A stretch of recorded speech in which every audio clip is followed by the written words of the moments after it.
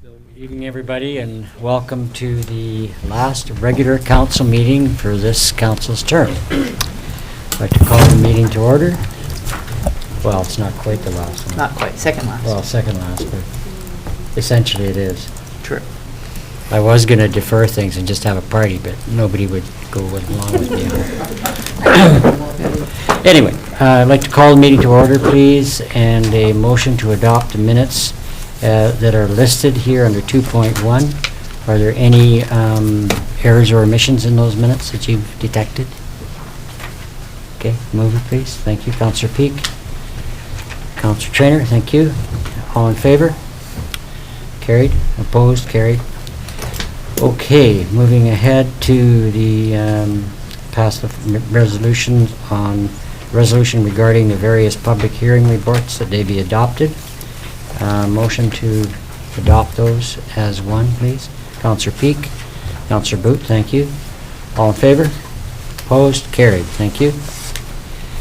Okay, and a resolution to adopt tonight's agenda. Any additional items that... Yes, there are a few changes from what was published. An item 11.6 was missed in the publishing.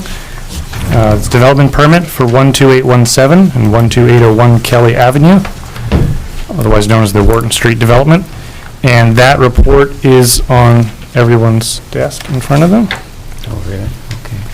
You'll see it there listed as development permit DP 18-012. Another item, kind of a late item, 12.7. It's a request for a letter of support for the Okanagan Wildlife and Nature Society. So we'll insert that into the agenda as it's 12.7. That report is also on the table. You'll see its subject is OWNS, short for Okanagan Wildlife Nature Society. And finally, just a note that item 14.6, permissive tax exemption adoption, the incorrect report was inserted into the agenda, so the correct one is on your table there. You'll see it as item 14.6, adoption of permissive tax exemption for places of worship. That is all. Okay, could we have a motion to adopt the rather extensively amended agenda? Councillor Traynor? Councillor Boot, thank you. All in favor? Opposed? Carried. Thank you. Okay, we'll move right into the public hearing for this evening. And I'd like to call the public hearing to order for zoning bylaw amendment for 13320 Victoria Road North, bylaw number 2018-024. I'll now outline the public hearing statement. This public hearing is being held pursuant to Section 465 of the Local Government Act. During this public hearing, anyone who believes that his or her interest is affected by the proposed development will be given a reasonable opportunity to be heard or to present written submissions respecting matters contained in the bylaws that are the subject of this hearing. All information, correspondence, petitions, or reports that have been received concerning the subject bylaws have been made available to the public. Council may ask questions of staff in public, but once the public hearing is over, no new information can be received. Council debate on the bylaw will take place when the bylaw is considered after the conclusion of the public hearing. At that time, any questions of staff will be for clarification purposes only. I will be inviting the public to come forward and present their comments. Speakers are asked to state their name and address for the record. Speakers are encouraged to limit their remarks to 5 minutes and should include all of the relevant information in their presentation. Further opportunity will be afforded for all persons to speak a second or third time once all persons have had an opportunity to speak. I'd like to ask the Director of Development Services to introduce the item, please. Thank you, Mr. Mayor. The application before you is a zoning bylaw text amendment for a site-specific zone to introduce a new use in the form of a brewery into the bylaw itself. The application is specific to the property at 13220 Victoria Road North, and this would amend the CB1 zone to allow for craft brewery or distillery as a principal use in that zone. Thank you. Where's that sheet? Did she get it? This one?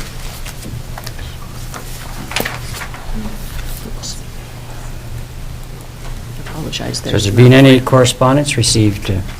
Yes, in addition to the 3 letters that were included in the public hearing agenda, 3 more were received after the publication, but prior to council. All 3, like those published, are in support of the application. Thank you. So, now, provide opportunities for people to speak. For the first time, would anybody like to present their views on the subject? For a second time, would anybody like to present their views on this subject?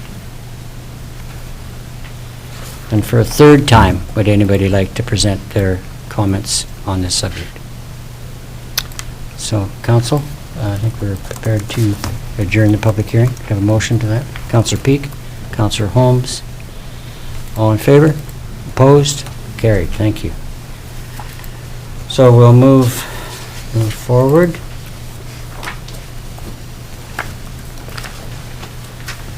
Have any delegations? No. No. Delegations.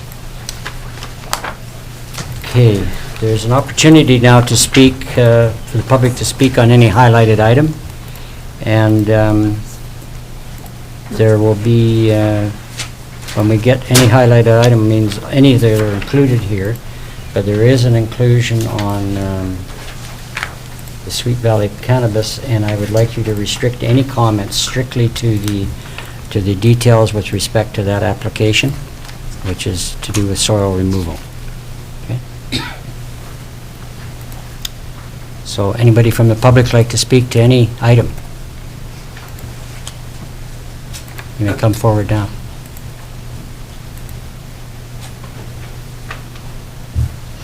Yes? Are you saying any item that's up there right now? No. No, Oh. no. Any of the highlighted items that you see in the agenda package that are on the side there. Just like we always do. Okay, seeing none, we'll move on. And to my report this evening. And it's probably one of my more extensive ones. As this council closes out its term, I'd like to touch on a few of the highlights over the past 4 years. This council was able to have a fresh start and reassess priorities for the community. Council's role is to set direction on a number of fronts and put the tools in place to achieve those goals. We set policy to guide the efforts of council and give the administration the wherewithal to achieve those goals for the community. To that end, we required an effective operations leader and one that can guide council. CAO Linda Tynan was selected for that role very early in our term. We felt that there were key areas of concern for the community that needed a strong focus: infrastructure, the livability of the community, the arts, the economy, and a strengthening of our administrative functions. Within the first 4 months, we set the urban growth boundary and the accompanying official community plan changes. This gave the community the ability to guide and set certainty for community development. A key for guiding our infrastructure efforts was the need for an asset management plan to determine the priorities of need and assist council in planning for funding requirements into the future. We applied for and received $372,000 for our integrated asset infrastructure investment plan through the Gas Tax Strategic Priorities Fund. This project is now virtually complete. But some very basic and obvious infrastructure needs required immediate attention. The Garnet Valley Water Separation and Road Work, a $6.3 million project, was completed in 2017. The PVR 10 project was brought forward in 2016. Intense planning was mandatory as a shutdown of water service to the community was required. The community, in the end, experienced very little loss of service. Communication with residents was key, and it proceeded flawlessly. And I didn't add in here, but it's also been set up as a model for other communities to follow in the province. Another basic need was upgrading and redundancy in our sewage treatment plant. The $3.2 million grit removal and effluent project was moved forward with 83% grant funding and is now complete. To enhance the community's resiliency and sustainability, Council took advantage of the BC Rural Dividend Fund to explore opportunities in support of the integrated solar project. We proceeded and received $6 million from the federal gas tax grant project to move ahead on the large solar array and battery project. This will integrate with our own electric utility and opens a host of options for the community down the road. Along a similar green vein, we have moved to change all our street lighting to LED lighting and save the district approximately $72,000 a year. This project will be fully completed by mid-October of this year. As the community moves forward, we will proceed with the $3.2 million water intake and flume project. It's another essential infrastructure element for the community. The engineering work to upgrade Giants Head Road is complete. A $6 million funding request was not approved, but the project is shovel-ready to apply for future funding on or any other financial path. Since this council started its term, advancement of the arts and the community's livability was critical to balance and advance the residents' life experience. The Arts Council, with support of our community coordinator, worked hard and completed the cultural plan, which led to a $250,000 gaming capital grant matched with $250,000 committed from the district for renovations to our old library to bring about a new arts and cultural center. The Arts and Cultural Center project manager is now in place and began working in the last weeks. This is all part of Council's effort to revitalize and move the arts forward. Other projects that mesh well with renewed efforts in the arts was the development of our Parks and Recreation Master Plan and the Giants Head Trail Master Plan. These plans are completed and are moving ahead.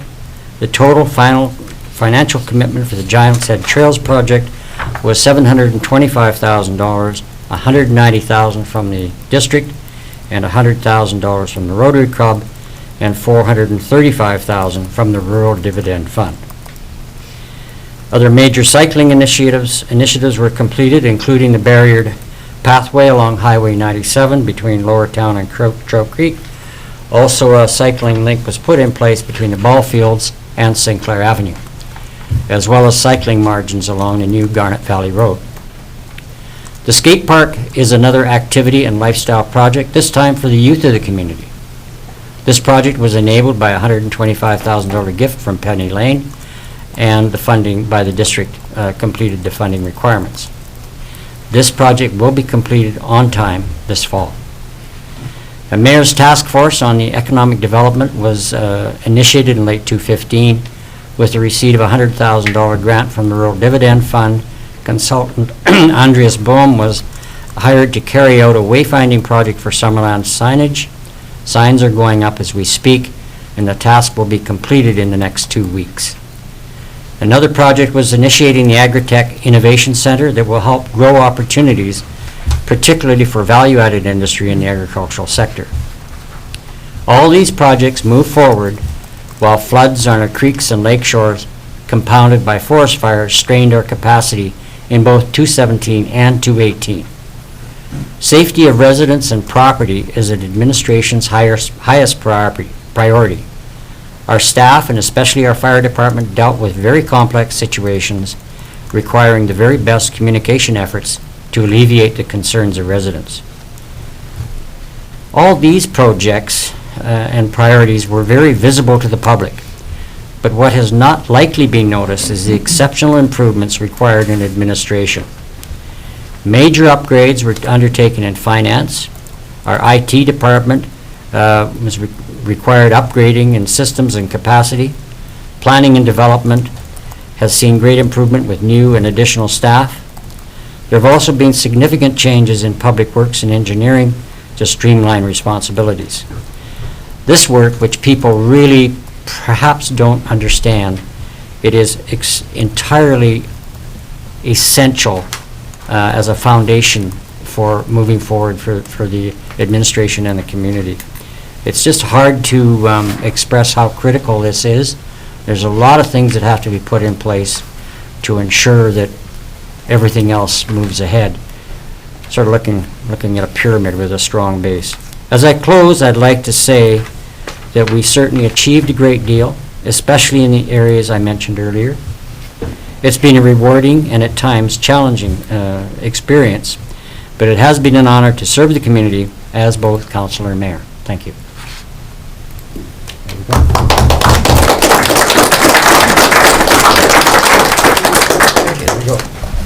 Thank you.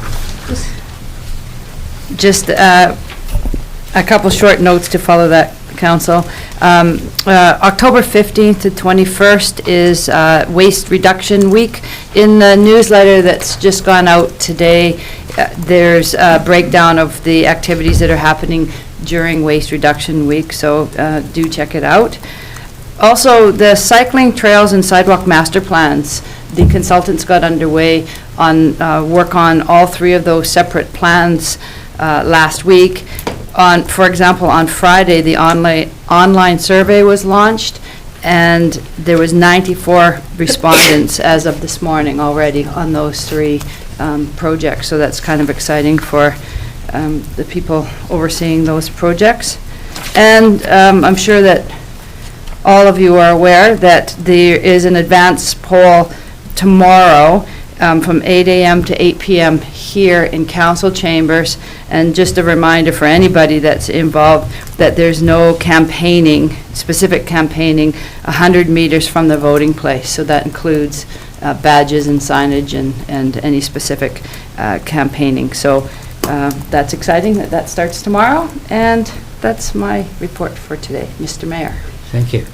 I didn't really want to add, but at the end, I should have mentioned that our business this evening should be restricted specifically to the business at hand, so that we're not attempting to do any politicking as we move forward. We have a heavy agenda tonight, so. Yeah. And so we'll, okay, we have no other resolutions to be brought forward, do we? 9.1? No. Okay. Okay, moving into correspondence, are there any items in there that a councillor would like to bring forward? Nothing? Okay. Could we have a motion to receive, please? Councillor Peak, Councillor Holmes, all in favor? Opposed? Carried. Thank you. Okay, 10.2, committee, commission, and minutes, etc. Mr. Deniger? There's nothing to Is there anything there for you? comment on. Pardon me? Just for receipt. Just for receipt? Okay. See, where are we? Okay, just a motion for information. Councillor Carlson. I'll move 10.2 as presented. Thank you. Seconder, please. Councillor Booth. Thank you. All in favor? Opposed? Carried. Thank you. Moving into Development Services reports. Thank you, Mr. Mayor. So the first of the applications we'll consider this evening is for property located at 14810 Washington Avenue. It is, of course, outlined in your council packages. The location is as shown on the map on the screen. And this is to consider placement of additional dwelling for farm help on a lot that is less than 2 hectares in area, and to permit that dwelling to have 4 bedrooms or increase that from 4 bedrooms to 4 bedrooms from the permitted 3 bedrooms.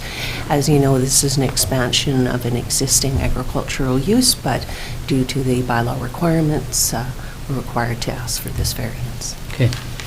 Thank you. There's now an opportunity for the public to speak, but first the proponent may speak if they wish to.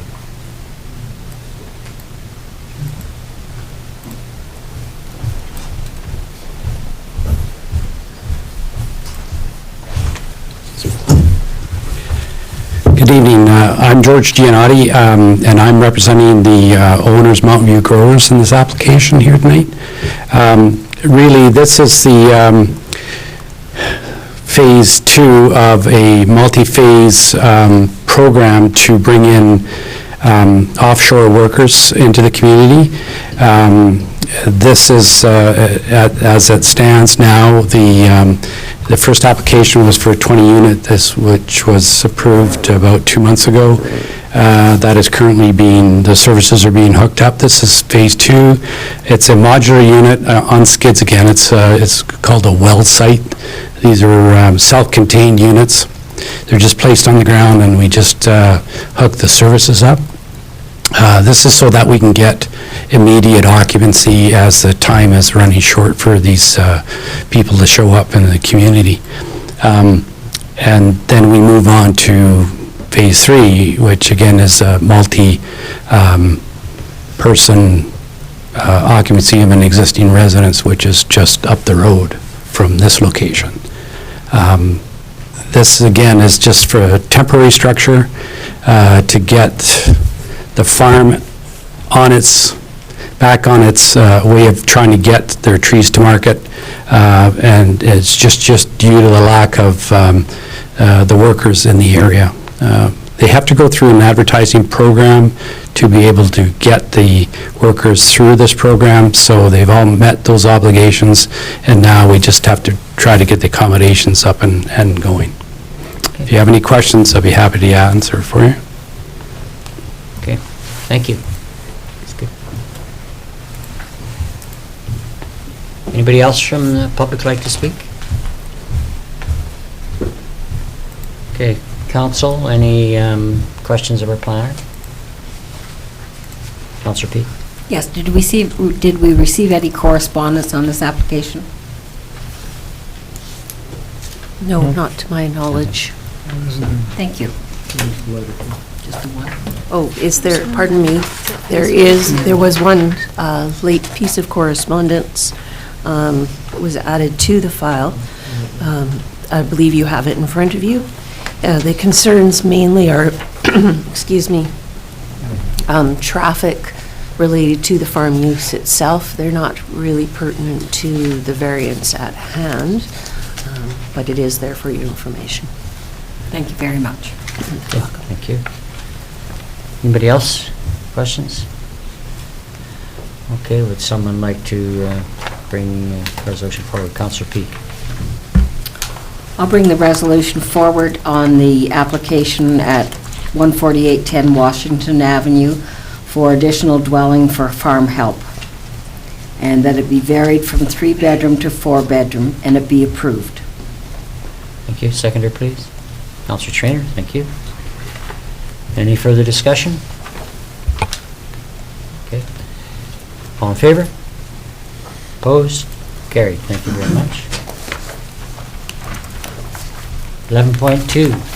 Ms. Gay. Thank you, Mr. Mayor. This is a development variance permit for 8619 Happy Valley Road.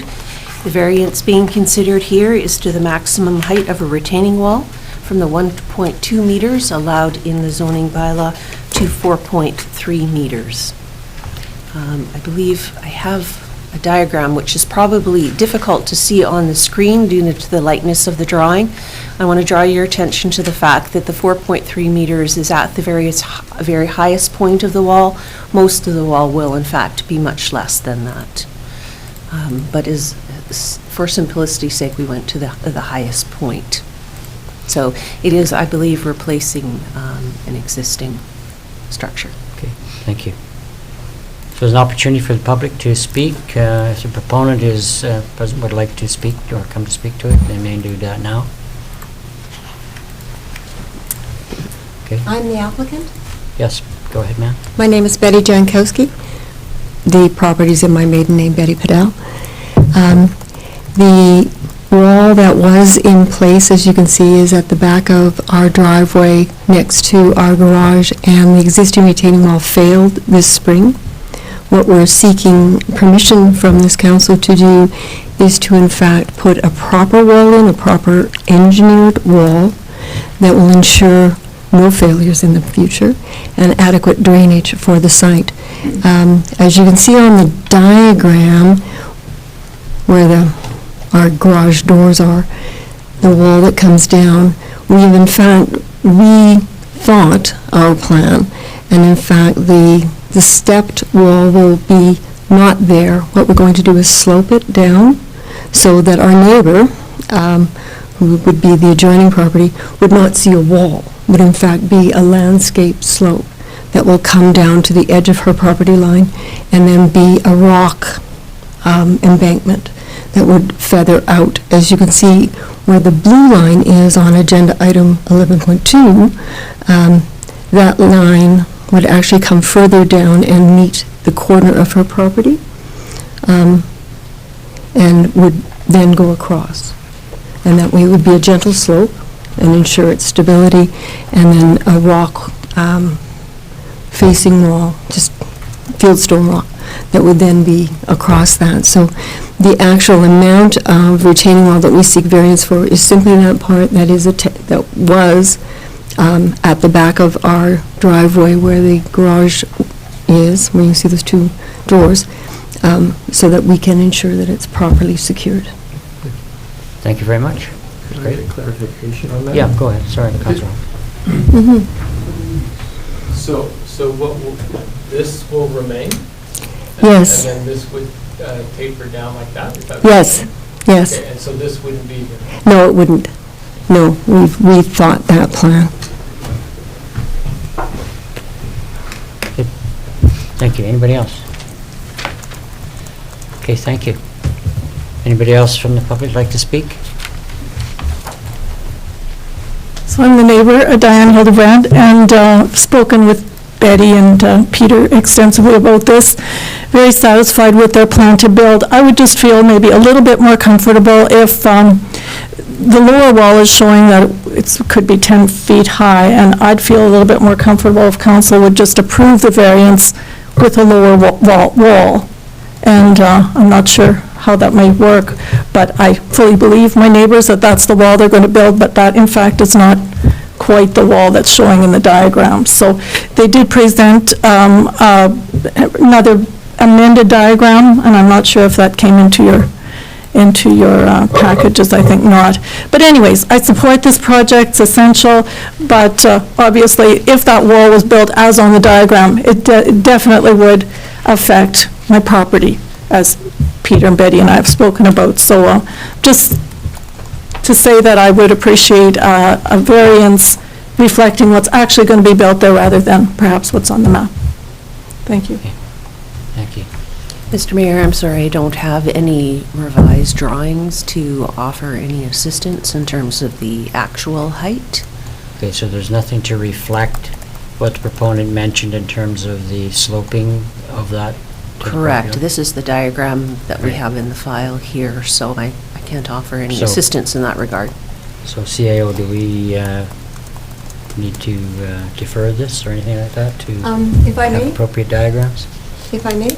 Yes. Yes, we did in fact speak with Kevin? Kevin and explain to him our change in plan, and he expressed to us that the critical issue in our request for variance was at the that back wall, where the first level, where it comes at the back, or, if I may? Go ahead. Yes. It's this part here. Right there. This is our critical variance request. He said, if you're not doing this, it's not relevant. He said, it's only here that you need to make sure that council approves this height. Because this would be a 6-foot wall. And this potentially, we're not sure. The engineer who designed the plan said to ask for this 4.2 million variance because we're not sure how far down they will have to go to get an undisturbed soil footing. She said that the actual height of the exposed wall may only be 8 feet. She said that to get down the most disturbed soil, you might have to go an additional 2 or 3 feet. So that was why this particular height is the critical part. We're not doing this at all. And as I explained to him, we weren't going to do that. He said, to us, he said, it's not relevant because this is the critical part we need council's approval of. So we didn't submit a further diagram. We sketched it out and showed it. And he said, oh, that's okay. I can include it in my PowerPoint Mr. Mayor, I'd be happy to acknowledge that that is correct. We would still require the variance to the maximum height. The fact that the wall has changed is somewhat immaterial to the actual variance in legal terms. Clearly, that it would have been perhaps clearer to have a diagram, and I apologize, but I did not get that information from Kevin earlier. However, I think council can proceed safely on the applicant's undertaking. Just to note that what the actual resolution has, it doesn't have the diagram attached to it. Correct. It is at the maximum height of the retaining wall, as prescribed at section 5.52, be varied from 1.2 meters to 4.3 meters. That is what council would be approving if you're approving it, and they would have the ability to modify in between that. In between that, yeah, okay, that's great, thank you. Anybody else? Yes. But 4.3 meters, that's 10 feet, right? Yeah. Yeah. No. No? Well, It was 14, isn't it? no. 4.3. 4.3? Yeah, that's 14. That is 14. How many feet is that? 13. 13 feet. So if we're approving to 13 feet, but we're saying that it only needs to go 6 feet, they're talking about, but you want the extra 4 feet in case they have to go under. Yeah, so essentially, a good portion of that height would be covered by dirt and fill. It's just that they're having to reach down that distance to get a proper footing. So the exposed amount would be, certainly, exposed wall would be a lot less than that. Still 4.3 meters is In quite a total. lot. But council could enter a motion, I believe, and that Ms. Gaines can speak to it further, that does put a condition on what is the maximum that may be on the above exposed level. finished surface, if So you you like. could, you could approve Yes. this with a, subject to the above ground being a maximum height of such. That's certainly a possibility.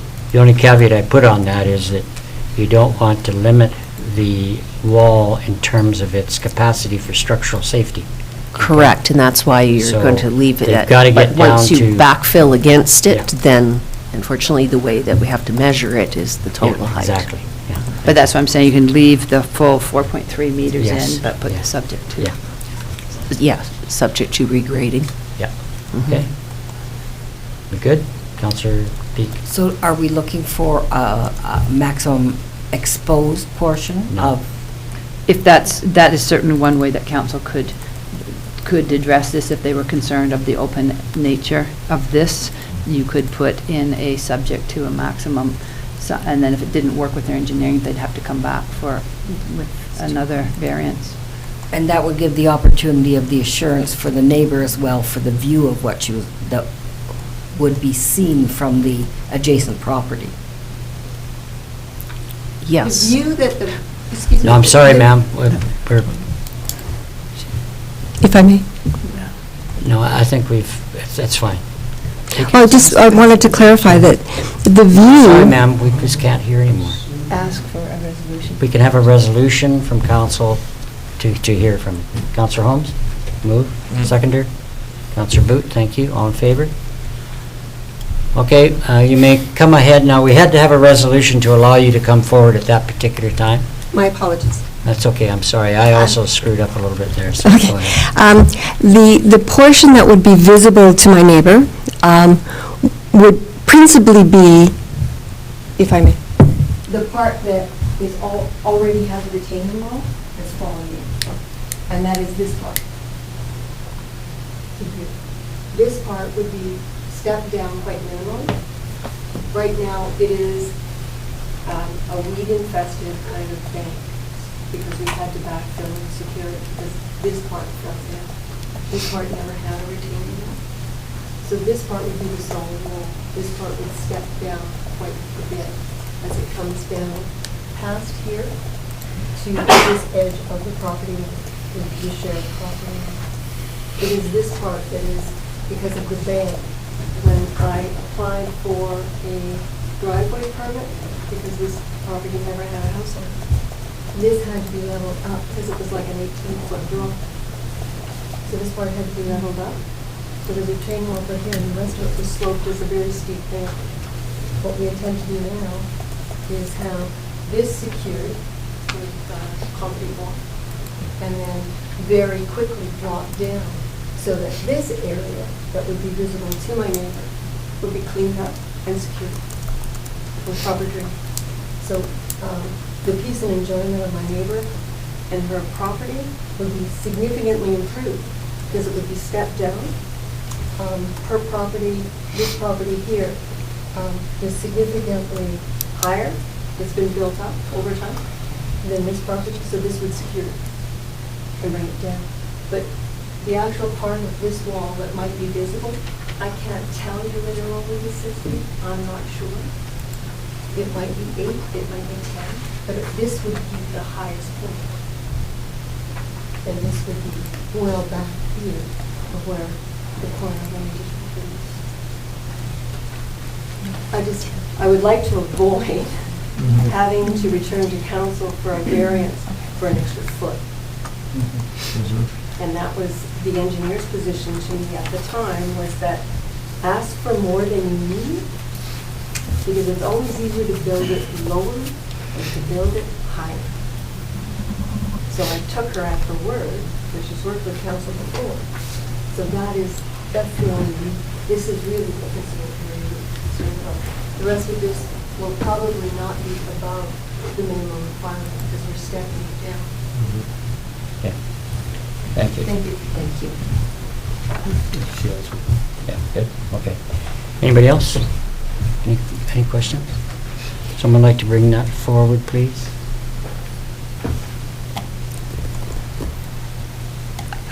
I just want to check. Can we add that maximum exposed height to the resolution, or? Any counselor can bring any motion forward for consideration. So if you have, this is the recommendation from from staff.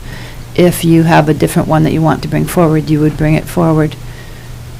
I think what we heard the applicant say is that they don't actually know at this point in time how high it's going to be, so coming up with an amount for the highest point is difficult. It's very unusual to bring something forward without finalized drawings, so it makes it very difficult, and we'll have to have some conversation about that. But if you feel like there's a number that you could choose, it's fine.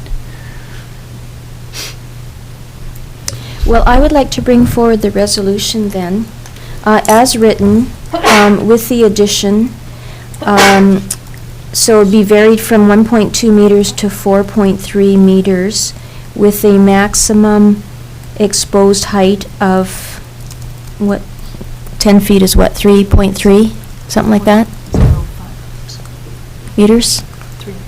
3 meters? That's 10 feet? Well, 3.05, yeah. Yeah. I'll second that. Second that, okay. Thank you. Does that work for the Director of Development? Yep.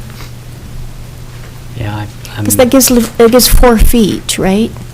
For it to go down, hopefully to find a solid surface.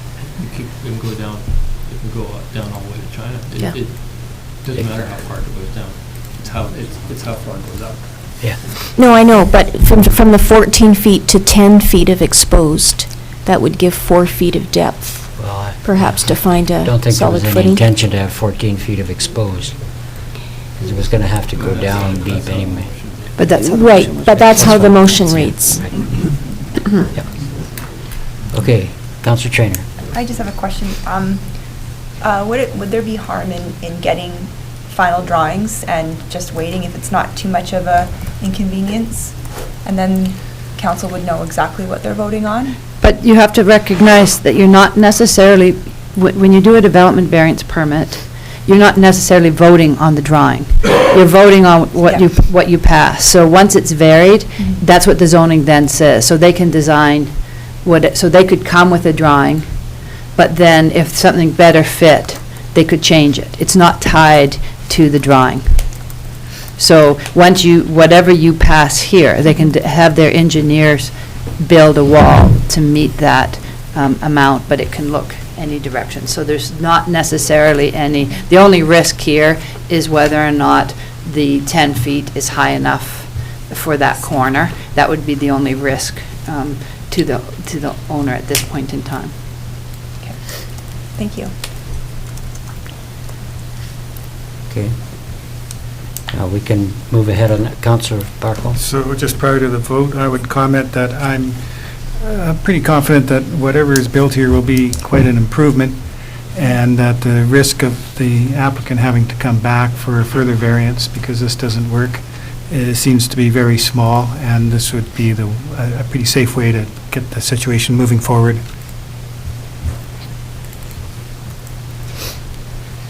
Yeah. My only concern was the potential to compromise the structural integrity of the wall and the base of the wall by creating some variations in the motion that would create some limits in what they could actually do and still be within the 4.3. But if everybody feels good enough about that, then that's fine with me. Okay. Finished? All in favor of the last motion? Could we have it read, please? Yep, so the development variance permit for application Lot B District, Lot 508, ODYD Plan 20754 to vary the following sections of zoning bylaw 2004-50 be approved. And this is the point, that maximum height of a retaining wall is prescribed at section 552 be varied from 1.2 meters to 4.3 meters with a maximum exposed height of 3 meters.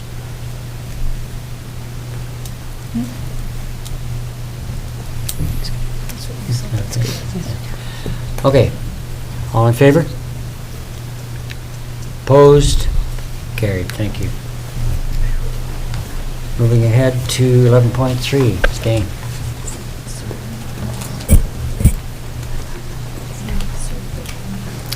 Thank you, Mr. Mayor. This is a development variance permit application for the property at 14609 Garnet Avenue to consider varying the lot coverage and the front, rear, and interior side setbacks for greenhouses on agricultural land. There are other existing greenhouses on the property as it stands, and the proposal is to create additional structures with similar setbacks to existing structures. So that is the variance that is before you. Okay, thank you. Point for the public to speak, to address this particular item. Would the proponent like to come and speak to it, please?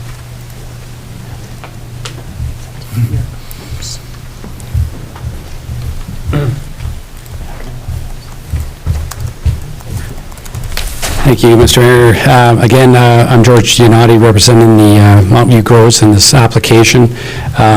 This is, again, to expand their silviculture operations. Some nice photos up there to basically show the greenhouses on the left-hand side and where the plants are located outside. This will all be greenhouses coverage in the same locations. We're basically going to continue the same size greenhouses that were applied basically 2 years ago. They're over height greenhouses so that they can be used for stacking the plants during the fall operations before they are moved into packaging stage. So this brings the plants closer to their infrastructure, and they don't have to transport them off any public roadways. Good. This gives us maximum coverage for this current locations. The greenhouses then would have to be, if they need more, which they will in future, will have to be placed on another lot. So we've maxed out on these 2 lots. Thank you. Anybody else from the public like to speak to this? Okay. Council, any questions of the planner, please? Councillor Peak? I'll bring the motion forward. Thank you. It's a variance permit on the lot spoken to, and it has setbacks to all sides, interior, exterior, front and rear. Okay, thank you. Seconder, please. Councillor Trainer, thank you. A Councillor question. Carlson. I believe that the correspondence received in regards to the traffic is related to this. Yes. I just wonder if this, because it isn't actually related to this, what will happen with this correspondence and the question that is asked? It's basically about the activities, not about the greenhouse itself, and I just wonder where this ends up. I'll have to review the letter, and unless Ms. Gaines has a point, if it's not related to an application, then we would just respond to the letter, but if it's not Well, related- it's in favor of what they're doing, but then there's other things that aren't Right. related. But what I'm saying, if there's not a rezone or something that's related, then then we just deal with it internally. Did you? Mr. Mayor, if I might clarify, this, again, correspondence can speak to many issues, but whether it's relevant to the variance at hand is not necessarily always the case. So we basically take the information as just that, as information. We wouldn't be taking any further action unless directed by council to do so. So if there was a question posed in a without it coming to a meeting like this, if someone sent an email with a question regarding something, would it be answered differently than if it comes in a meeting like this? Because there's it ends in a question here, and I just wonder if that question gets answered, or what happens to it? If it's a question that can be answered, then we will definitely send an answer to it. Okay, thank you. Okay, nothing else? Councillor Booth? I just have a question about the correspondence as well. It's hard to tell from the way it's written, and I'm not sure if the person that wrote it is in the gallery tonight, but it sounds like there's concern about vehicles, but there also seems to be a concern related to the vehicles about the corner. Well, I'll just read the sentence. The corner in itself at Quinpool and Garnet is dangerous by itself, as it's hard to see traffic coming. Will this be exacerbated if there are the additional greenhouses that don't have the required setbacks? That's my question. I'm not sure that you can answer it. It's kind of based on how you read the letter. Correct. I don't believe that there is any problem with respect to what we refer to as the site triangle at the corner. Clearly, if structures are there, it's going to limit it, but whether it impedes the site triangle is another question altogether. I don't believe that to be the case, but this is one of those occasions where issues may arise in discussion where we want to consider it further through a separate process. Okay, thank you. So it's to follow Councillor Carlson's question and then yours, we certainly will take that now within our works and utilities and roads and transportation and senior staff and look at if there's anything that we can done or should be done internally, unrelated to the actual Thank you. variance. Okay. Thank you. Anything else? Move ahead. Okay, we've had the motion brought forward and seconded. All in favor? Opposed? Carried. Thank you. Okay.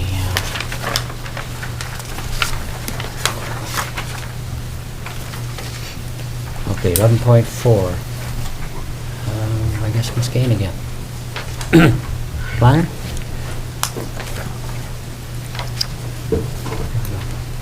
Thank you, Mr. Mayor. Unfortunately, I'm just searching through my slides, not finding what I'm looking for. So, yes, I apologize. I have managed to miss an application yet again. However, being that that is the case, I just provide a verbal overview. Essentially, this is introduction of this application for your consideration. There will be additional discussion when it comes forward for readings, but this is to introduce the concept for an affordable housing development at the Summerland Alliance Church at 14812 and 14820 Victoria Road North. Essentially, we are looking for your direction to process the application further, and once it's been referred to the various committees and external agencies, comments have been returned, we'll bring a full report back for your consideration of readings of the bylaw. Just for clarity, council, this is similar to the ones that you get where you get them on a long list of introductions, just again, so that you know it's out there when it starts going to the committees, you're aware of the application pending. Sort of an information, basically. Keep it updated. Correct. Okay, would somebody like to bring that forward? Councillor Peak? Yeah, that the following application, proposed official community plan and zoning bylaw amendment application be received, and that the staff be directed to process the application for further consideration. The application is for the Summerland Alliance Church at 14812 and 14820 Victoria Road North. Thank you. Seconder, please. Councillor Boot, thank you. Councillor Holmes? Yeah, I just noticed in their, in their material that they made a request for a refund of the application fee. Does that come in into part when it comes to us for review, or at what point do we talk about that? I think it'd be later, won't it? Yes. I would As say part of so, the process? Mr. Okay. Mayor, yes. Yeah, I just want to clarify. Thanks. Thank you. Councillor Carlson? And also to clarify that this application will not go to the Agricultural Land Commission if it were to proceed, is that correct? Correct. Even It though will go they're- to the advisory planning. Right. But as a, there's one piece within the ALR that is exempt from the rules. is that- Right. And then one piece that's not in the ALR? Correct. This is for that portion that is exempt from the Agricultural Right. Land Commission Act, because it is less than 2 acres, and then, so, subject. Yeah, good, thank you. Councillor Bartle? Yeah, I was looking at the 3 options in your report for amending the OCP and then amending the zoning, and you kind of, well, you don't kind of, you recommend that there's a site-specific zone, but a general text amendment to the OCP, which is not necessarily consistent, and I wonder if you could expand a little bit on that rationale. Certainly. The official community plan is a policy document, as a higher level document. You don't want to be as specific as you are in a zoning bylaw. What we want to do is open up the opportunity for similar circumstances to be allowed to develop similar types of affordable housing projects should the opportunity arise. So we want to keep the official community plan at a fairly general level of language, and then address the more specific considerations that need to be taken into consideration with respect to any type of residential development where you have various uses that bump up against each other. So you want to talk about nuisance and those kinds of distance issues where you need to. So the intention is to try to keep it as general as possible and to stand back and look at what issues are important at the time of zoning and consider those in a way that is repeatable on other pieces of property. So while we say it's site-specific, as we discussed at the last council meeting, we want to make it repeatable. Each time we invent something new, we want to allow it to be available to others as well. And we recognize that there may be opportunities that we haven't foreseen, so we're trying to find that tender balance between reconfirming what the official community plan already says, but allowing the opportunity to take this little bit step further in terms of general uses, and then we'll get to the specifics in the zone itself. Yeah. Does that answer your question? After hearing that and thinking about it a bit, I was a little bit concerned at first, but I see that we have the ultimate control with the zoning, and the OCP just kind of lets people consider it, so I really support the recommendation as written. Okay. Anything else? Other discussion? Okay, all in favor? Opposed? Carried, thank you. Thank you, Mr. Mayor. I'd like to just comment that I think the reason that we didn't have a slide in there is because we weren't intending to speak to it as fully this evening. Certainly, we will have more additional information for you when we bring it forward for readings. Thank you. Okay, moving forward to 11.5. And I'd like to alert council as we deal with this particular topic that we are referring strictly to the soil removal aspect of this application, and the discussion should be limited to exactly that. Okay, thank you. Ms. Gain. Thank you, Mr. Mayor. This application is for a particular type of non-farm use application for the property at 13900 Dale Meadows Road.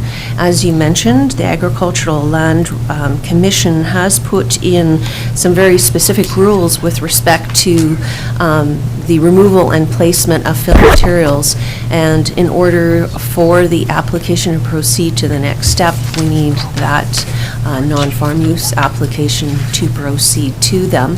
The next slide that I have here shows you the proposed building site. So the intention is, again, to, similar to what we talked about a couple of weeks ago with the Mountain View Grower site, where aggregate needs to be brought in as a base material. This is a similar type of situation in preparation for future site development. Thank you. Council, questions of the planner, please. Okay. And then would someone like to bring that resolution forward? Councillor Peak? Yes, I'll bring the application for the agricultural land reserve for non-farm use of agricultural land in the agricultural reserve pursuant to forwarding the subject application to the Agricultural Land Commission for consideration. Thank you. Seconder, please. Councillor Trainer, thank you. Okay, any further discussion? Councillor Barclay. Just one question, if I could, from the planner, Mr. Mayor. Yes. In the background report and the third paragraph, it'd be easier if you have it in front of you. Okay. Yeah, and it says that the section 22.5112 exempts any farm use as defined under the Agricultural Land Commission Acts for lands within. Is it exempting it from the watercourse development permit area? Correct. That's what I was referring to. Yes, it is. Okay, as long as it's used for a farm use. Correct. And then what about non-farm uses as permitted under the Agricultural Land Commission? Yeah, it's slightly different. There's quite a few different right to farm pieces that go with it in this particular case, unless there was something that was highly unusual for a farm and it couldn't be associated somehow as a farm use, then would be into a situation. But those are things related to the development permit area guidelines more than this specific circumstance. The cannabis proposal is a permitted non-farm use. Is that how they define it? Yes, but that's not what's at issue at the moment. No. So that's what I was saying earlier, I Councillor just- Barclay. yeah. We're strictly dealing with the soil removal aspect and the referral of Soil that subject removal and to the placement. Land So this is just with respect to that. The Agricultural Land Commission Act has separated those into two separate topic areas. So is For this purpose, Yeah. this is fine. So is the soil going to be placed in any area that would normally be covered by the riparian area? It is possible that the setback is reduced for farm uses so that it's an acceptable thing to have happen there. Yeah, but what I'm saying is that this placement of the material is non-farm use, so wouldn't the riparian area still apply to that non-farm use? Should. In fact, the building will be for a permitted farm use. So it is allowed within that setback So it area. is a building used for permitted, see, I thought the definition was it was a permitted non-farm use. It's a bit tricky because it depends what the activity is, but in this particular case, the activity that's being undertaken with respect to the removal and placement of fill is acceptable from a farm perspective, so it is not subject to the development permit. We'll deal with the building then separately. Yeah, that's right. Yes. Councillor Carlson? So I was at the Agriculture Advisory Committee meeting, and it was discussed that if this was a building for any other farm use, it would require, that required the same fill and all of that, it would be easier to think about. And so if we were to consider it as a packing house, for example, then they started to think about it as a packing house, right? So you're bringing in the fill to build your packing house, and you can build at a certain footprint on that property. However, there's some notes in the minutes, or in the report here, about the concerns that were raised at the advisory committee, but I think that Councillor Barkwell just touched on it, that the main concern is that it is currently a very swampy, wet area, and if there's going to be a dramatic impact to the neighbors and the ability for others to farm, and to Prairie Creek that runs through there into the riparian area, then the Agriculture Advisory Committee would not have seen this as a positive development going forward. And so there is a note added to their motion to make sure that there's a water, that the impact on the water and on the neighboring properties is addressed and considered. And I think that's very important, that we recognize it's not just a nice, dry, well-drained field.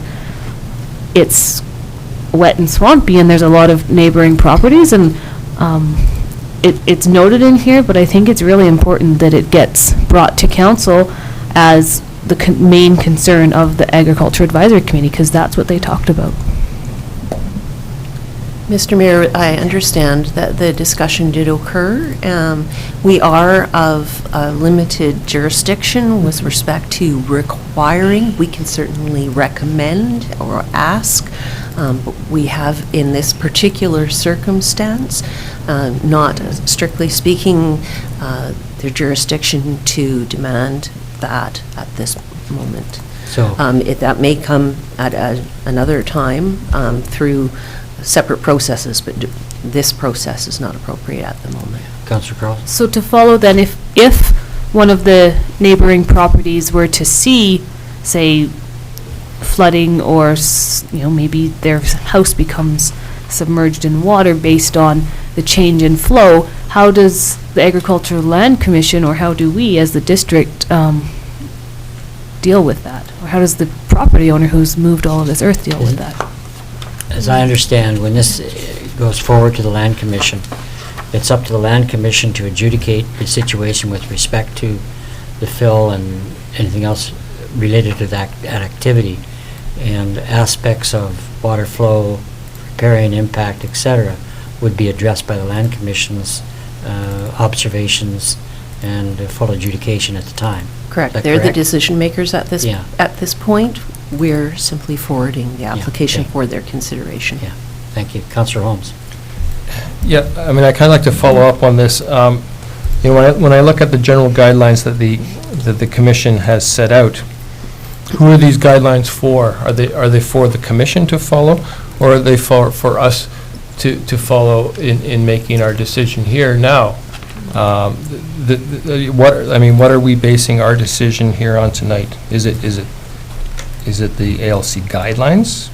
I mean, So this is, we need to remember that this is not the piece of the ALC's regulations that have said that if it's not soil-based, that it needs, then it's a non-farm application, and there's a whole bunch of pieces underneath it. That is not what we're talking about here. We're strictly talking about the placement of soil, in the same as you would have done with many other applications. Okay. It's not related to cannabis necessarily, or anything else. It's related to that particular point alone. okay, but, so the ALC guidelines says the fill placement will not foul, obstruct, or impede the flow of any waterway. So are we making our decision That's my question, you know, is that something we need to be considering or not? Not if that falls within the ALC's, just as you just stated. They have to observe their own regulations.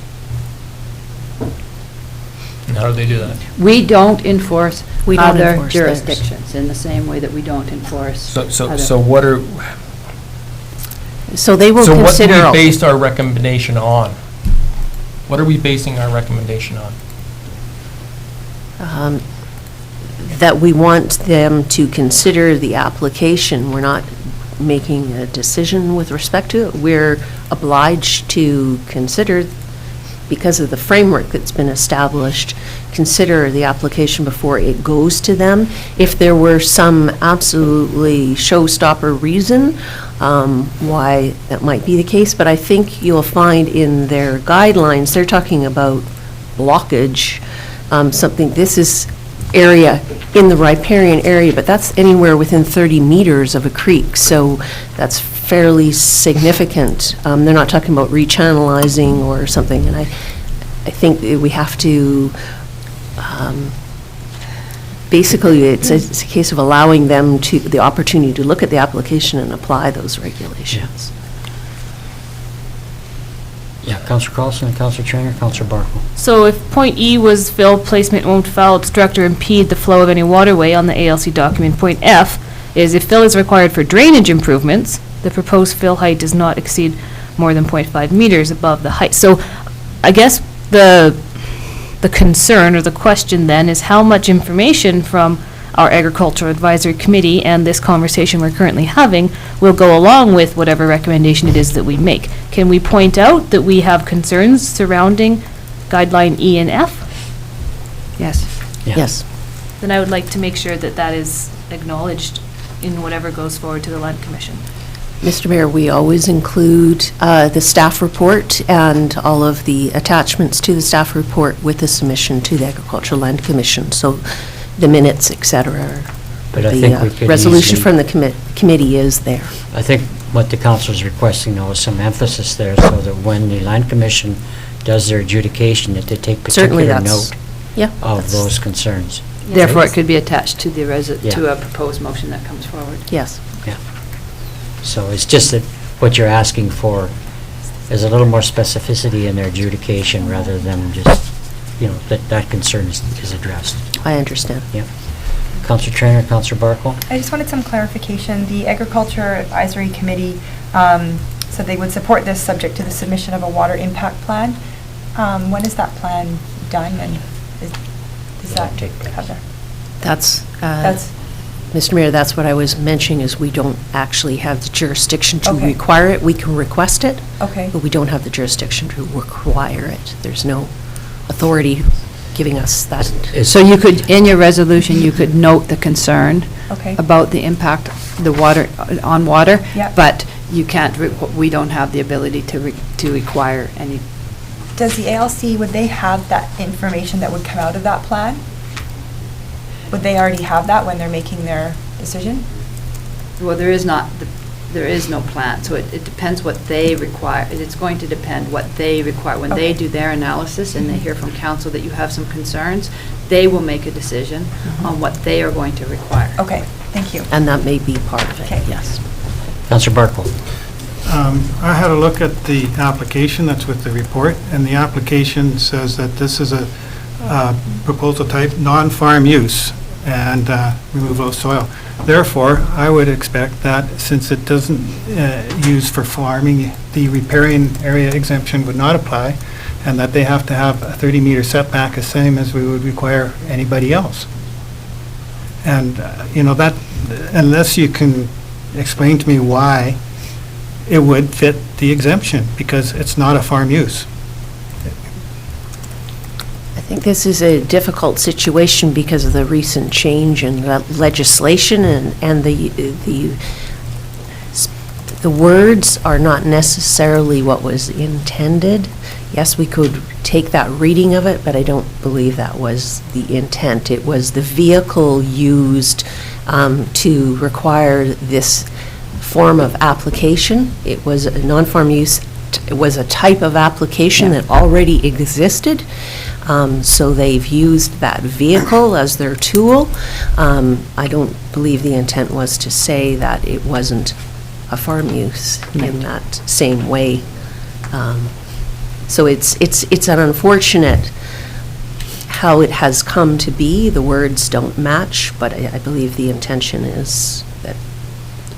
That is part of the issue with the ALR still sorting, or the ALC still sorting out some of their regulation, and the way, exactly what Ms. Gaines said, where they separated the two things out, where it's an absolute non-farm use application, when somebody's coming in with a bunker-style application and with a cement floor, versus this piece of it, which is non-farm use, but it's still, the actual application doesn't need, so I think one could argue that it's not going to require an application as a non-farm use.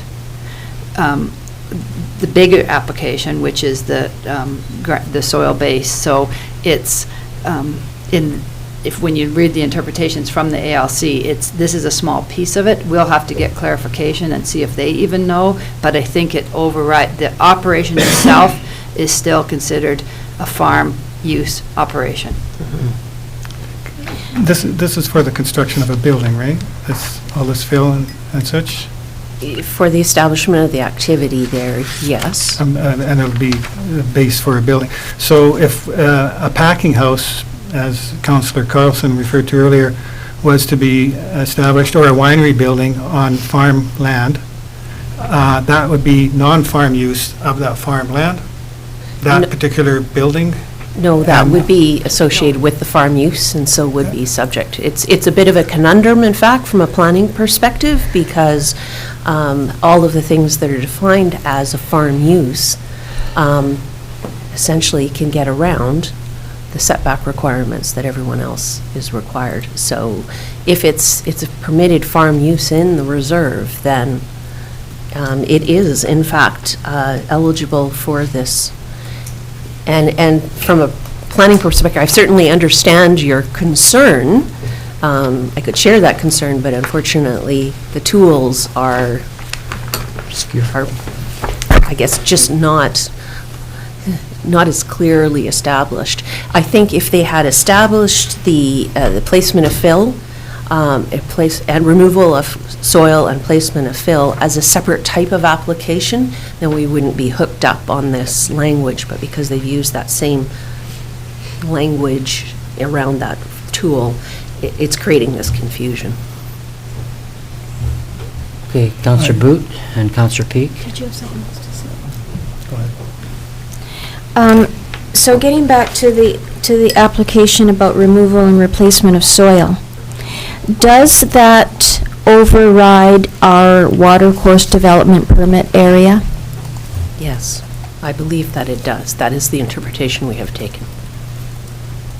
Because it is for a farm use. It is, although the title says it's a non-farm use, it is, the removal and placement of fill is for a permitted farm use. Okay, so that aside, does the removal and replacement of soil override our water course development permit area? In this case, yes. Okay. Could you explain what that means? Somebody? There is a very particular provision in the provincial legislation that exempts farm activities from the requirement to adhere to the riparian area regulations established by another arm of the provincial government. So this is one of those situations that we run into with the riparian area regulations fairly frequently, where they are difficult to administer based on the fact that all other types of regulations have not necessarily been adapted to accommodate them. So this is one of those challenging situations where it was determined many, many years ago when they first brought in the riparian regulations that it would be onerous for farms to adhere to the 30-meter setback requirements. I mean, how do you stop your cows from going to the creek, et cetera? And we know that's an ongoing problem, but it's not ever been solved. Similarly, where we have applications that come forward for exemptions, where people want, and it makes perfectly good sense for something to be built closer to a creek or a stream, depending upon the topography and the circumstances in a specific situation, but we don't have the tool to vary the riparian area regulations. You have the ability to make a decision that's inconsistent with them, but we don't have the ability to vary them. So there are some nuances to this riparian area regulation that definitely create difficult circumstances or things that juxtapose one priority against another, farming against the riparian environmental guidelines. But that is essentially why they have done that, is to not restrict farm activity. May I just follow up with another question? So that this, if I'm understanding what you've just said correctly, this is less about the Agricultural Land Commission than it is about the Right to Farm Act. Correct. Thank you. Thank you. I think that is a good way to sum it up, yes. Councillor Peak. So we're assured that the notes will go with this transfer from us to have the ALC look at this application. Correct. So I'm reassured by that. I do have a question in regards to the report, and it speaks to that at this time, the applicants will not be cultivating within the structure. However, if the applicants wish to cultivate within the structure in the future, they need to seek further ALC approval and an amendment to the zoning bylaw. How do we monitor if there is a structure up and what is the use? That is, as we issue a building permit, obviously as we go through that process, over time, yes, that becomes an enforcement issue, and that's why we're trying very hard in this circumstance to establish that we're talking just about the fill and placement, because those land use issues and what that might involve in the long term are sort of beyond the scope at this point, I think, if I can put it that way. Thank you. Anybody else? Someone like to bring it forward, please? Councillor Barkle? Before we vote on the issue, I'd just like to say that as far as I can see, I think the words of the application are clear, the words of the our bylaw are clear, and that we cannot presuppose the intentions of any other legislation, that that it contradicts our requirements for enforcement of the Riparian Act, and I can't support it. That's fine. Councillor Carlson? Should this be on the table? So I will move the agricultural land reserve application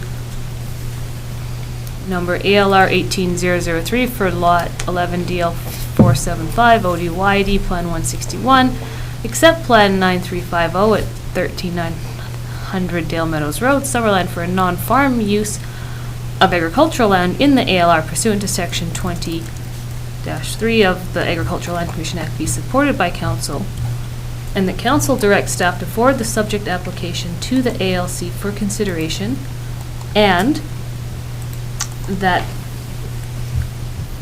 comments from the Agricultural Advisory Committee as well as from council in regards to the water course and the ALC Policy L23 guidelines be included in the application. That's fine. It's good. No, that'll be good. A seconder, please. Councillor Holmes? I think that just assures that there's emphasis placed by the ALC to examine it in the sort of detail that we're talking about. Okay, any further discussion? Councillor Holmes? Yeah, I'll reluctantly support this motion. I get, we just have to, we have to trust the ALC does its job. And we'll ensure that we have further conversation too, and we will certainly pass on the difficulty that we're having even in understanding the regulation and the conflicting farm use and non-farm use, so, because it is going to become more clear as time goes on, but we'll make sure not only do we physically move it on, but that we have further conversation so we get more clarity. That's good. Okay, all in favor? Opposed? Unopposed? Carried. Thank you. Okay, 11.6. 6 is Oh, you want to take it already? There it is, okay. Okay. Thank you, Mr. Mayor. This is an application for a development permit, often referred to the type of development permit separate from riparian area that are more technical. This is a form and character development permit. So this follows up on your consideration of the land use issue on these properties. Now, the application for development permit is before you to be, we're recommending approved, subject to the receipt of the performance security for landscaping, which is standard practice. So as defined in the attached report, you see on the map there, the location of the subject property, obviously been under a lot of discussion, so you have seen this property before. Site plan remains the same as was considered at the time of the zoning application, and the form and character is quite similar to many other developments of similar purpose elsewhere in the valley, so you might recognize this is a fairly common architectural style at this point in time. I think we'll look back in the future, we'll look back and we'll recognize this type of inverted shed roofs as this decade's contribution to architectural form, which is kind of interesting. However, that is currently the present taste, and the colors that have been chosen, of course, are somewhat appropriate to our climate. The application is very thorough and very complete, and I have no problem answering any specific questions you might have regarding it. This is basically before you to ensure that you're satisfied that the multifamily development permit area guidelines have been satisfied. Okay. Thank you. Council, any questions of our planner, please?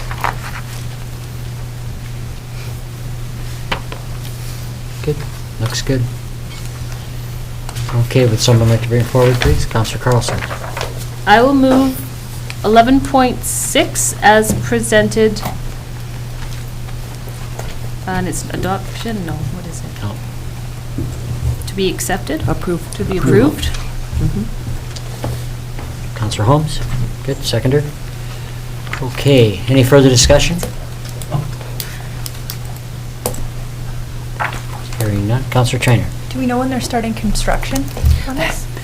The sale has not been complete. These are all the terms that need to be satisfied before we can complete the land sale. Well, hopefully. Yes, we'll we have it soon. understand it that spring should bring some activity. Okay, that's Yes. what in general time. Yes, absolutely. When it's ready, we'll give you a shovel. Yes. Okay. Yeah. Yeah, it's been a long time coming to see development on this property, so good to see it moving forward, especially for the purpose stated. Okay, all in favor? Opposed? Carried. Thank you very much. So we're moving on to 12.1. Summerland Legion Letter of Support. Council, this is, you'll see in your package the letter from the Legion and a request for a letter of support for a grant application that will help them for some funds to correct the information on the cenotaph list of the World War I fallen. Councillor Carlson. I'll move the resolution that the project be undertaken by the Royal Canadian Legion to correct information on the cenotaph list of the World War I fallen be supported by Summerland Council, and further that a letter of support be provided to the Summerland branch of the Okanagan Legion, of the Royal Legion, Where did Okanagan come from? The Summerland branch of the Royal Canadian Legion for a grant application. Seconder, Councillor Peak, thank you. Okay, any further discussion? Sounds to me like it's overdue. So, all in favor? Opposed? Carried. Thank you very much. 12.2. Council, this is talking about the Fruit of the Earth sculpture that's right now in front of City Hall, or Municipal Hall. There has been a recommendation by the landscaping staff, I believe, of the district, and then went forward to the Cultural Development Committee to relocate the sculpture to the side of the building. We do not have a public art policy yet. We're looking at potentially bringing that forward for consideration in November. But in the meantime, there's thought that it would be better to be relocated in a less exposed area. And with the work that's being done now, it's recommended that we do it now. Okay, thank you. Councillor Peak? I'll bring that report forward that the Fruit of the Earth sculpture by Walter Frankowski be relocated during the re-landscaping of Summerland Municipal Hall. Thank you. Seconder, please. Councillor Trainer, thank you. Okay, any further discussion? Is this very appropriate? All in favor? May I just ask one question? So the suggestion is to keep the sculpture where it is, like on the left side of the stairs there, but to move it back into the landscape somewhat? Around the corner, I believe. Oh. Around the corner, Around this the corner, okay. More protected. Okay, thank you. Councillor Holmes? Yeah, the whole, actually, Cultural Development Committee, they were meeting here, and one day, and they all went down, it was their field trip. The Cultural Development Committee's field trip was down to the sculpture to look to exactly where it was, and so everybody had their kind of opinions and say in it, but it's kind of, right in that corner, where you go around. Yeah, thank you. Okay. All in favor? Opposed? Carried. Thank you very much. 12.3, Riga Arts Festival request. Right, and this is just, again, a letter of support for the Riga Art Festival for their funding applications. They have been very successful with their funding applications in the past. Did have a little mix-up. Representatives were here this morning at the Committee of the Whole, not realizing that it was on tonight's agenda, so that was why they were there this morning, but we're just looking for a letter of support. Okay, someone bring that forward, please. Councillor Trainer, thank you. Seconder, Councillor Holmes. All in favor? Opposed? Carried. Thank you. 12.4. This is a new intake of age-friendly grants that are available for $25,000 that our Community Development Coordinator, together with the Recreation Manager, would work on if Council does support an application to apply for a $25,000 grant, which would be 100% funding for the assessment and plan development. Good. Questions? Okay.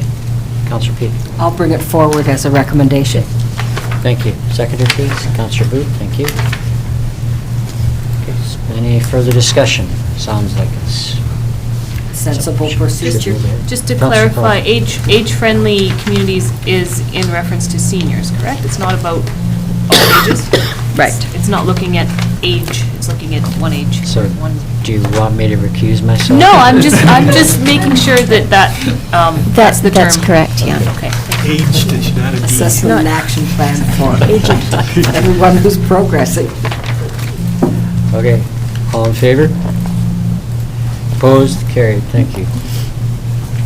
Okay, 12.5. This one's fairly straightforward, but I think if Mr. Deniger has anything to add. Yeah, just, it's pretty straightforward request for easement through unused district property to support a resident's request to connect to the sewer system. The owners have worked very closely with staff to find the best possible solution, and staff are supporting the request. Okay. So it's pretty straightforward. Councillor Peak? I'll bring it forward to register an easement on district property to allow for the owner of 6307 Ramsey Street to connect the subject property to the sanitary sewer system on Charles Avenue, conditional upon the owners engaging a professional engineer to design the proposed connection and maintaining the slope stability. Okay, thank you. Seconder, please. Counselor Barkle, thank you. Guess it's found to be necessary with the failure of the septic, so. And it does maintain, it ensures this is the owner's responsibility, is that correct? That's By being in an easement, yes. Yeah, okay. Okay, all in favor? Opposed? Carried, thank you. Okay, 12.6. 12.6, council, I believe that was, is that, you got that one late, I believe. This one, there was an RFQ for HVAC upgrades at the wastewater treatment plant that are overdue and necessary. Our purchasing policy, which still hasn't been updated, does require anything that comes in over budget to be brought to council for discussion. We're recommending that a contract be awarded to Combined Mechanical in the amount of $110,936 for the HVAC upgrades for the wastewater treatment plant. I believe the budget was $103,000 was the budget, so it's $7,936 over budget. There was an additional optional item included in the RFQ, but it's not being recommended. And Chris Johnson is not here tonight, but has thoroughly vetted the application and strongly supports it. Good. Okay, any questions? Sounds easy. Counselor Peak. I'll bring it forward that a contract be awarded to Combined Mechanical in the amount of $110,936 for the HVAC upgrades for the wastewater treatment plant. Thank you. Seconder, please. Counselor Booth, thank you. Sounds like it's more of a bookkeeping thing, just to ensure that we're within our guidelines. Policy. Policy. Okay, all in favor? Opposed? Carried. Thank you. So 12.7, which is... 7 is request for letter of support. Okay. Letter of support for the Okanagan Wildlife and Nature Society. Oh, right. Another one with our Community Development Coordinator. Council will recall that in 2016, we had a presentation and passed a resolution to allow for some bird banding at the rodeo grounds, Stoner Street and Adams Bird Sanctuary. This is just giving a letter of support to continue that program so they could do a funding application to the South Okanagan Conservation Fund. Councilor Trainer? I'll bring forward the resolution as presented. Okay, thank you. So I guess an individual, what's your name, sir? My name's Jason. I'm the person who put the request together. Okay, so if there's any questions of you, do you have any questions of the individual? No? I think we're good. Thank you. Pretty straightforward. Do we have a seconder? Councilor Peak, thank you. Okay, nothing more on that. All in favor? Opposed? Carried? Okay, moving on to bylaws. Is that planner? Thank you, Mr. Mayor. Item 14.1 is for consideration of the application from the owner of 13220 Victoria Road North to amend the Central Business District CB1 zone to allow for craft brewery distillery as a site-specific use. This is for consideration of third reading. Okay. Councilor Carlson. I will move that the bylaw be read a third time. Okay, thank you. Seconded. Councilor Holmes. Thank you. Councilor Barkle. Just one question, so, and peripherally related, we're working on amending, this is site-specific, and we're working on amending the zoning for the whole area. When do you think we might see that? That's a $60 million question at the moment, sir. I have not worked on the work plan for next year yet, so I don't have something to offer you in that regard, but certainly with the manager of planning. Starting today, I'm very hopeful in the next couple of months I'll be able to get to some of those types of issues that I would normally have addressed by now as the director, so more to follow. Okay, thanks. Yeah, so site-specific just allows us to move this forward. Thank you. Is there anybody else? Councillor Carlson? Okay, did we move and second it? Yeah. Okay, all in favor? Opposed? Carried. Thank you. And just a note, council, this one's apparently 780 meters from the highway, so it does require MOT approval, so it will be one that comes on the October 24th council meeting for adoption. Right. Okay. It'll be like the only thing on the list. It'll be, yeah. Have a meeting to If I adopt remember it. correctly, we don't have any active mayors for October. Oh, is that right? Yeah. Can we Shoot. like make a special meeting? Or you can have a special meeting before, Before they let- depending on how It's soon we only get one. MOT. Yeah. It's okay, we don't need a special meeting. I'm not going to the Maritimes anytime soon. Excuse me, October 22nd? Well, the next regular scheduled council meeting. Okay. 20, is it the 22nd? I'm not sure what I the think date it's is. Yeah, I think The it's next 22nd. scheduled council meeting, Yeah. 22nd. We Councillor didn't schedule a council Yeah, we meeting do for have that. one, we do have one scheduled on our for after. schedule. Well, It's maybe on that sch- was changed then? No.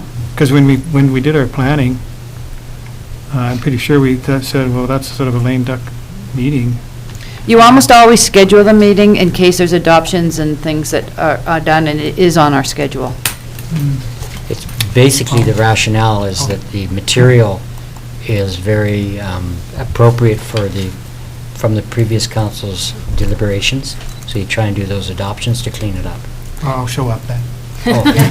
Council would be considering adoption tonight if it didn't require MOT Yeah. approval. Okay. Where are we at here? 14 point. Jubilee Avenue, 9304 Jubilee. 14.7? Adoption of the 14.2, CrossFit. adoption. Oh, okay, I'm way back there. Had some writing in the wrong place. Okay. Motion to adopt, please, Councillor I will Carlson. move that 14.2 be adopted. Seconder, Councillor Holmes, thank you. All in favor? Opposed? Carried, thank you. 14.3, another for adoption, Councillor Carlson, I will move that 14.3 also be adopted. thank you. Councillor Peak, seconder, thank you. All in favor? We just Opposed? should note, Carried. Go we ahead. should just note that's 15823 Logie Road. Okay. And we have another one, 14.4, Councillor Holmes. I'll move that 14.4 retail sales of recreational cannabis be adopted. Thank you, seconder. Councillor Carlson. Okay, we're all in favor? Opposed? Carried, thank you. If the councillors on my right want to get involved, they can do that. Okay. Councillor Carlson. You guys are too slow over there. I'll Yeah. move that 14.5, which is the bylaw amendment to cannabis production, be adopted. Thank you. Seconder?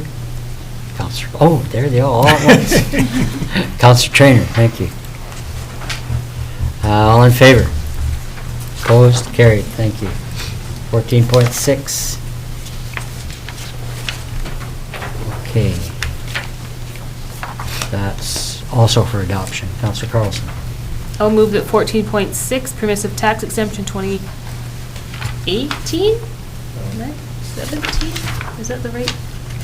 That is the right. It's okay. 2017 places of worship be adopted. Seconder? Councillor Holmes? Yeah. It's a bylaw we had in 2017, which is being updated. Yeah. Oh, I see. I got you. Gotcha. Pretty tricky. Tricky. Tricky, yeah. It's tough, isn't it? Okay. All in- Did we vote on that one? No, we haven't voted yet. Okay. All in favor? Opposed? Carried. Thank you. 14.7 for Unisys. This is adoption as well. Councillor Peak. That the permissive tax exemption amendment for Unisys International School Society be adopted. Thank you. Seconder? Councillor Barkville. You looked on this side of the table. Well, hey, I look both ways. You guys are just too slow. All in favor? Opposed? Carried. Thank you. Okay, now for the quick part. Councilor reports. Starting with Councilor Trainer. I don't have anything to report tonight, but I wanted to thank you all. I've enjoyed working with you, and I've learned a lot from you all, and I'm sure I'll see you around, and I wish you all the best. Thank you. Councilor Barkle. What she said. Thank you. Councilor Boot. What they said, but I do have a little bit of a report on RDOS. There was a meeting last Thursday. There was a delegation there from the Forest Enhancement Society of BC, and they are working with the province. I think they got $50 million in funding or something, to, mostly related to the fires, but prescriptive burns and reforestation, those kinds of things that local government and First Nation government can apply for, but also nonprofit organizations too, so it's fairly wide. The other thing I wanted just to update council on is we heard a 6-month update from Bryn White of the South Okanagan Conservation Program. You'll remember that Summerland is part of that. And they awarded about $400,000 in funding for, I believe it was 7 different programs. And we had an update. Everything is on schedule. Some of the things are ahead of schedule. But what's really interesting is for those 7 projects valued at approximately $400,000 in awarded funds, they were able to leverage an additional $1.5 million. So that's how the Conservation Fund works. Thank you. Yeah. Did you happen to mention to the RDOS board that the $50 million for fire mitigation efforts is a drop in the bucket, especially when you spread it around?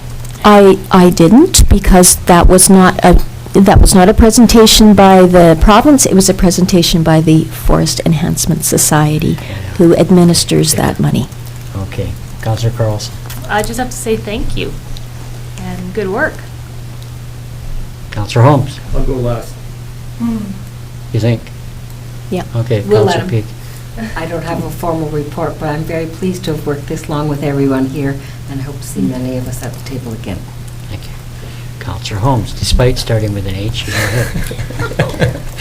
I actually want to say something on behalf of all 6 of us, and to thank you, and thank you for your public service in the last, well, however long it's been, but especially in our case, the last 4 years, and thank you for your leadership, and we all pitched in to get you something. So I'm just going to come and give it Thank to you you. very much.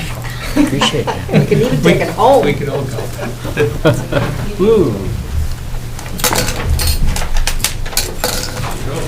Thank you very much. Appreciate that. Thank you.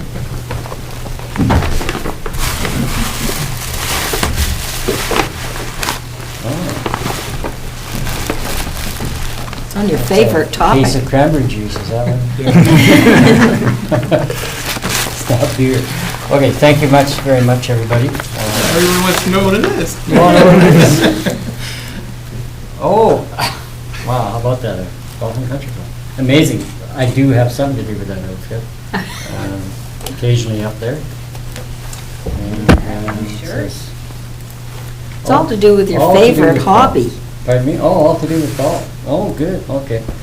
I'll see what I can do about improving. You put more time now, right? Yeah, supposedly, yeah. Okay, thank you. This is to clean clubs that get all messed up because I'm in the rough.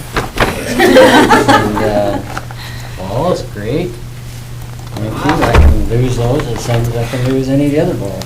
So- I learned a joke that you would appreciate. Oh, yeah? What do eggs and golf balls have in common? You probably know this. Not really, but they probably go as straight as each other. They're white You buy them by dozen, and you have to go out and buy new ones every week. Yeah, that's about true, especially when you think you're buying expensive ones and you'll actually play better, but in actual fact, they go out of bounds just as easily. Desktop golf. Desktop golf. I needed this 4 years ago. You'll need it for the next one. The next slide. You reinvented life. And tea time. Thank you very much. Appreciate it. Peter. Thank you very much. It's been interesting and enjoyable to work with everybody. And I wish you well in the coming days and the coming years. So thank you very much. Appreciate the gift.